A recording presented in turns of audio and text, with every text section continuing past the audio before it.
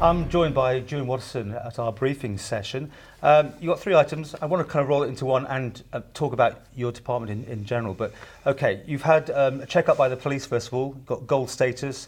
Everyone's very happy. You brought in consultants. They picked 35 police officers at random, and you got good results. That's the press release. Let's get into it now. I mean, yet again, there's been more budget constraints there like everywhere else. There has been friction, I should imagine, that because of that. Yet you're being told that everything's okay. And not only the budget cuts as well, but actually quite a significant reorganisation in the constabulary as of last October.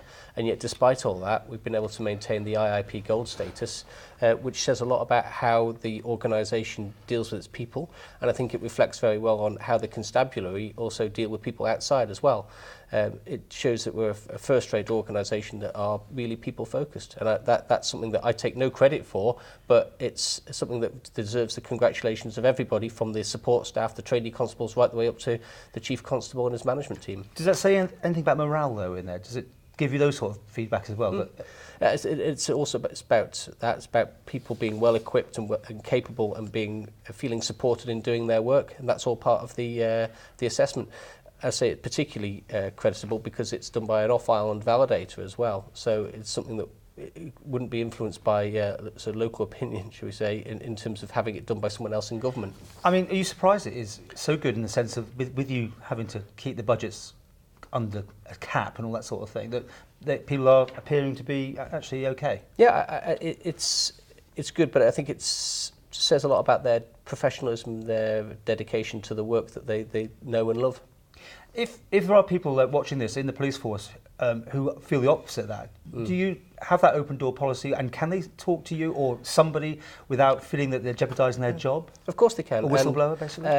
But also I've been out and about to police stations. I've met with the local team in the south very recently. I've been down to CID and had it from the horse's mouth. And it's not to say that everything is perfect and nothing could be done better, but that's something that I am interested in hearing. But it says that the processes are there to take that on board and to work through it and to make it better. You've been around the fire stations as well. I know you've been tweeting about that and that sort of thing.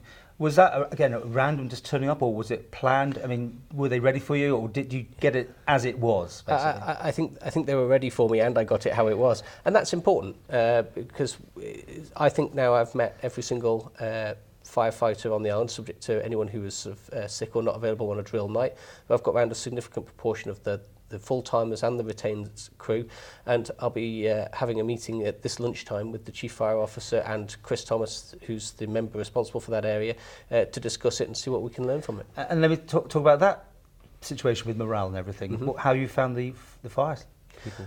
Again, we've got people there who love their community, who love what they're doing, who love their job, who have identified things that we could be doing better, and aren't there plenty of those all around government, and it's about listening to those, seeing what we can do to make them enjoy their work more and make sure that they're but they've effective. Suffered big cuts as well. I mean, like everyone, I mean, people talk to me, you know, in all these professions, and I hear one thing, but I read another thing. That's what I'm trying to get out of this, is that underlying is a cause concern.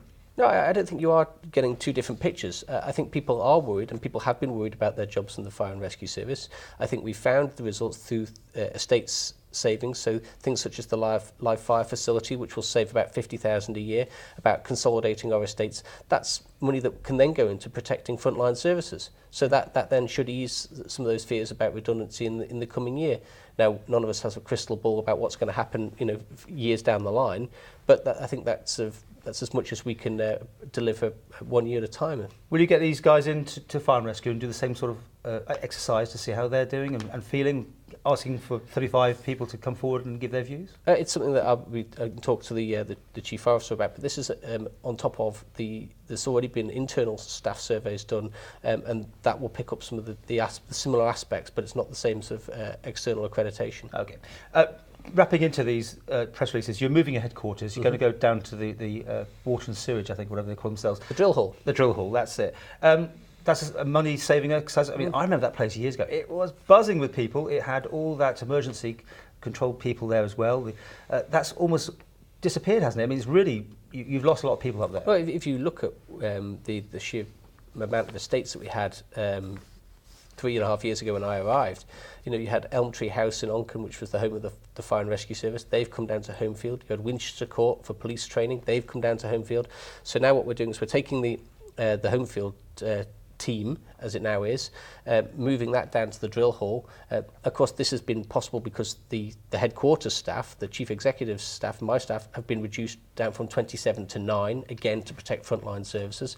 And then we'll be taking others from police headquarters, taking them down to the drill hall as well, along with an awful lot of records and archiving that we're currently out in private sector warehousing facilities to make those sort of operational savings. What are you going to do with the old building? Sell it? Yeah. And we reckon it's got to be worth £1 million. It's a beautiful Victorian building, about an acre of land, few outbuildings, good garaging facilities and sea views. Do you get the money into your account, or is it going to general coffers? I think we've got to look at it as this is something for government, and government savings and government assets. Finally, fire training facilities up at the energy from waste plants. You think that's important and needed? It's exceptionally important. We've been a bit of a victim of our own success, really. In so many ways, we're not attending the number of domestic and commercial fires that firefighters were attending 20, 30 years ago. So it's important that we have their training up to date, that they are safe and they know what they're doing when they go into a live fire situation. That's something at the moment we spend about £50,000 a year doing, sending people across to the UK, whereas we can do it on the Isle of Man, save the money, have the facility manned by the Douglas crew, who are still then able to respond to an incident in Douglas if required. And I'll be going to Tynwald in June, asking for £607,000 to build it.